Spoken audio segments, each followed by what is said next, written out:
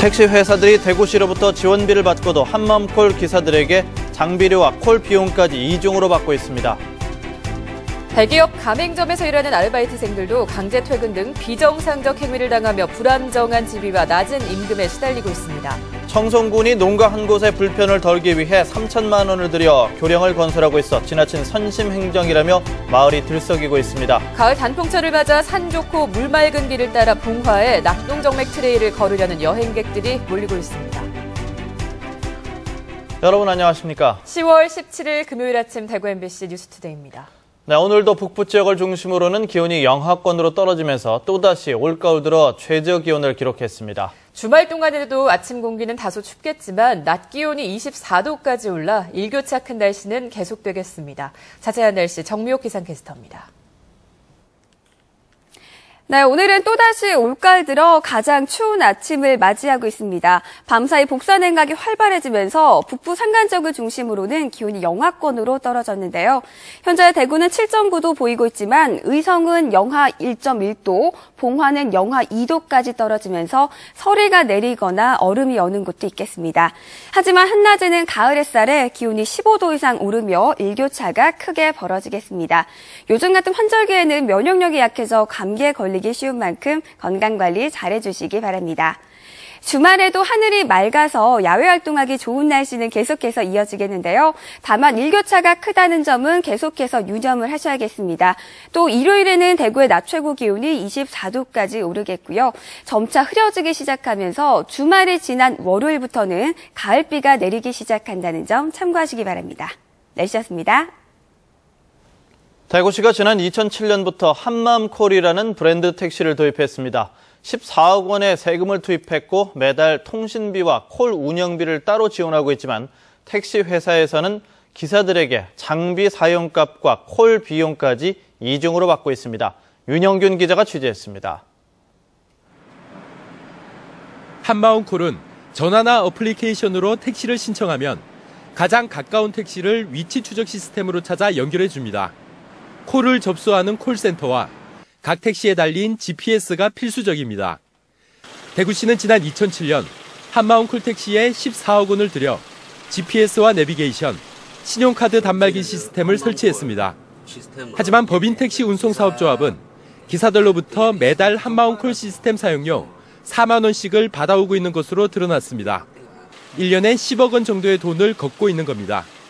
또 대구시로부터 매달 콜 운행비 1만 원씩을 지원받고 있지만 기사들로부터 콜 비용을 건당 300원씩 따로 받고 있습니다. 한마음콜은 강제는 아닙니다. 본인이 비싼 건 안 하면 됩니다. 다른 콜에 가입하면 되지 않습니까? 강제로 억지로 시키는 건 아니지 않습니까? 그지? 장비 사용료와 콜 비용이 부담스러워 한마음콜을 이용하지 않으려는 기사에게는 낡은 택시가 배정됩니다. 스틱이랑 키로가 30만 년과 40만 년 가는 차를 타다 보면 뭐든지 불편합니다. 오래된 차나 새 차는 세감도 나갔고 그렇기 때문에 어쩔 수 없이 새 차를 타게 된다는 거지. 한마음콜을 치워도.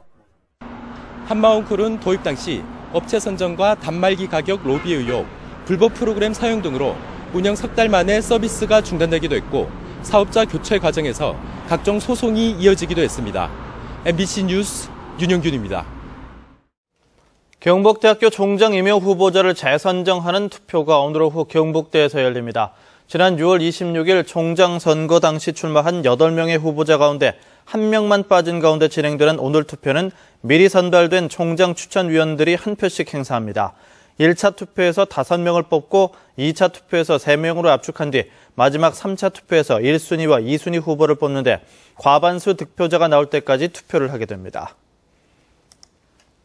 홍덕률 대구대학교 총장이 2년 1개월째 총장 공석 사태를 빚고 있는 대구사이버대학교 제4대 총장에 임명됐습니다. 이에 따라 홍 총장은 대구대와 대구사이버대 총장을 동시에 맡게 됐습니다. 대구사이버대학교 총장 임명으로 학교법인 영광학원 산하의 대학 2곳과 6개 특수학교장이 모두 선임돼 학교 운영에 안정을 되찾게 됐습니다. 대기업 가맹점에서 일하는 아르바이트생들도 다른 곳과 마찬가지로 열악한 처우와 불안정한 지위 탓에 어려움을 겪고 있습니다. 양관희 기자가 보도합니다. 최근 편의점으로 일자리를 옮긴 이 아르바이트생은 대구의 한 대기업 패밀리 레스토랑에서 일할 때 퇴근 시간이 자주 바뀌어 힘들었습니다. 손님이 없을 때는 일이 없다면서 일찍 퇴근시키는 일이 다반사였습니다. 매니저님이 하는 뭐 정도 손님이 올 줄 알고 스케줄을 이렇게 짜서 알바생들 이렇게 모았는데 갑자기 손님이 없으면 알바생을 더 쓰기에는 돈이 더 나가고. 근무 중간에 강제로 퇴근시키는 이른바 꺾기를 당한 겁니다. 이렇게 꺾기를 당하면 급여가 들쭉날쭉하고 심지어 일주일 동안 15시간 근무를 채우지 못해 주휴수당도 받지 못하는 경우가 생깁니다. 강제 퇴근을 자주 당해 이 수당을 제대로 받아본 적이 없다는 아르바이트생이 적지 않습니다. 시가 없으면 하라고 이렇게 말하고요. 쉬게 되면 그만큼 돈은 안 나오죠. 네, 그렇죠. 안 했으니까. 대구 청년 유니온이 대구 지역 대기업 가맹점에서 일한 아르바이트생들을 대상으로 설문조사한 결과 응답자 10명 중 3명은 강제 퇴근을 당한 적이 있다고 답했습니다.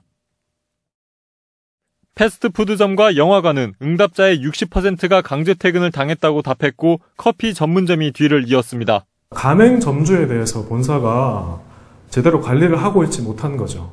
제대로 관리를 하고 있지 못하고 그게 법규도 미비할 뿐만 아니라 노동청에서도 딱 그 부분에 대해서 특정하게 단속을 하고 있지 않다 보니까 법을 교묘하게 악용한 대기업 가맹점의 횡포에 아르바이트생들은 불안한 고용 상태와 낮은 임금이라는 이중고를 겪고 있습니다. MBC 뉴스 양관입니다. 대구 수협공판장 주변 주민들이 악취와 소음으로 고통을 겪고 있다며 피해 보상을 요구하고 나섰습니다. 대구 신암 3동 주민으로 구성된 수협공판장 피해보상대책위원회는 40년 넘게 새벽 시간에 얼음을 깨는 소리와 폐수 방류 때문에 많은 피해를 봤다며 2016년에 공판장을 이전하는 것과는 별개로 적합한 피해 보상을 하라고 주장했습니다. 대구시가 성매매 특별법 시행 10주년을 맞아 성매매 등 여성 인권을 침해하는 행위를 집중 단속합니다. 경찰의 집중 단속으로 집결지 규모가 줄었지만 변종 성매매업소 등 다양한 형태의 성매매가 여전히 있어 성매매 집결지는 물론 유흥주점 등 겸업형 성매매업소와 신종 변종업소까지 성매매 가능성이 있는 전업소를 대상으로 단속에 나섭니다. 청송군이 농가 한 곳에 불편을 덜기 위해서 3천만 원을 들여 교량을 건설하고 있습니다. 지나친 선심 행정이라면서 작은 마을이 들썩이고 있습니다.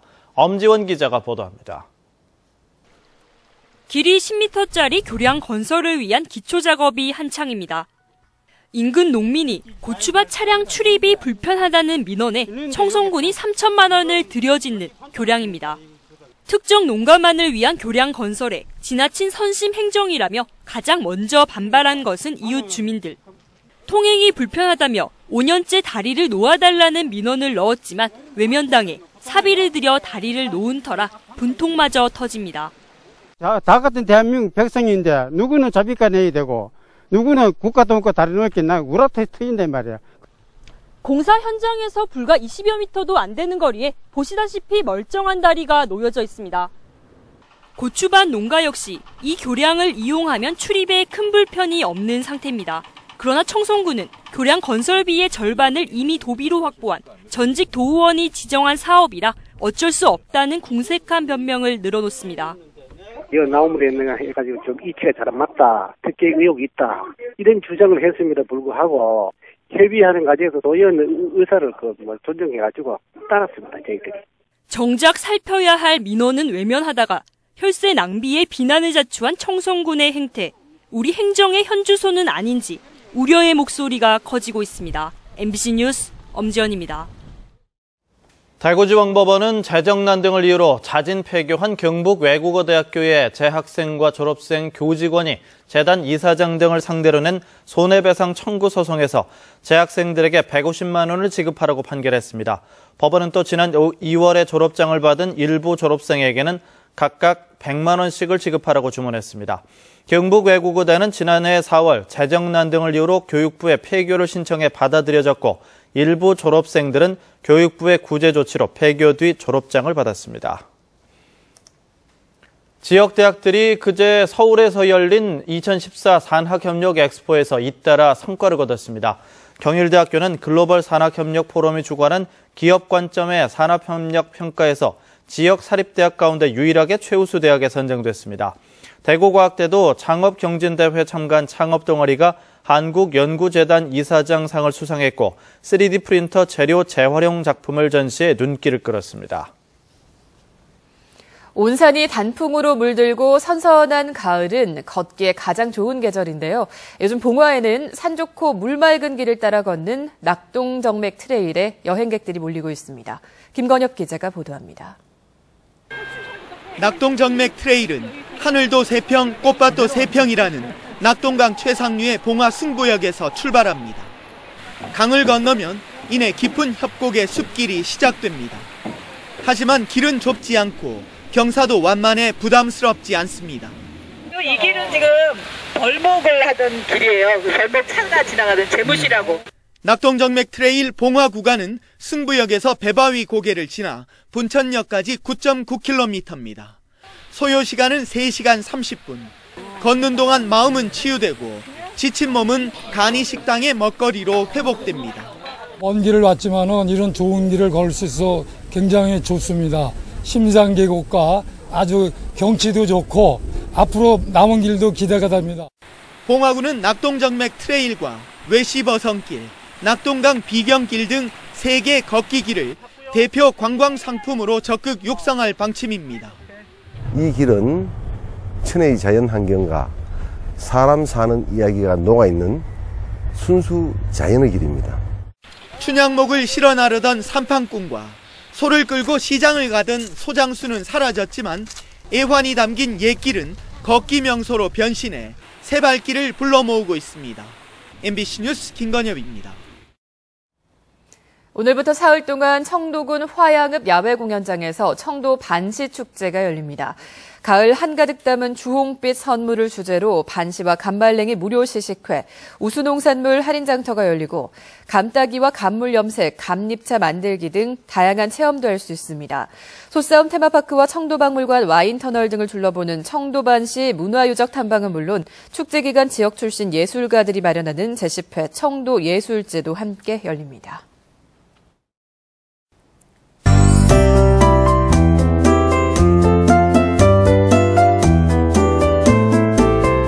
네, 오늘은 또다시 올가을 들어 가장 추운 아침을 맞이하고 있습니다. 밤사이 복사 냉각이 활발해지면서 북부 지역을 중심으로는 기온이 영하권으로 내려갔는데요. 현재 대구는 7.9도 보이고 있지만 의성은 영하 1.1도, 봉화는 영하 2도까지 내려가면서 서리가 내리거나 얼음이 어는 곳이 있겠습니다. 하지만 한낮에는 가을 햇볕에 기온이 크게 오르겠는데요. 대구의 낮 최고 기온 22도까지 오르며 일교차가 크게 벌어지겠습니다. 감기 걸리지 않도록 건강관리 잘해주시기 바랍니다. 현재 보시는 것처럼 전국적으로 맑고 쾌청한 하늘이 드러나 있습니다. 오늘 우리 지역은 서해상에 위치한 고기압의 영향을 받겠습니다. 대구는 현재 8도로 어제보다 기온이 3도가량 낮은 상태고요. 김천은 1도로 매우 쌀쌀한 상태입니다.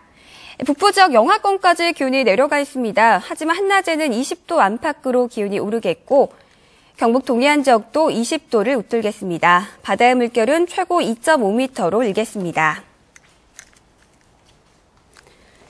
주말 동안 전국의 등산지에서도 파란 가을 하늘이 펼쳐지겠습니다. 하지만 일교차가 크게 벌어지는 만큼 적절한 옷차림으로 체온 조절 잘해주시기 바랍니다. 주말에도 일교차만 주의하신다면 나들이 하기 좋은 날씨는 계속해서 이어지겠는데요. 다만 다음 주 월요일부터는 다시 가을비가 내리기 시작하겠습니다. 날씨였습니다.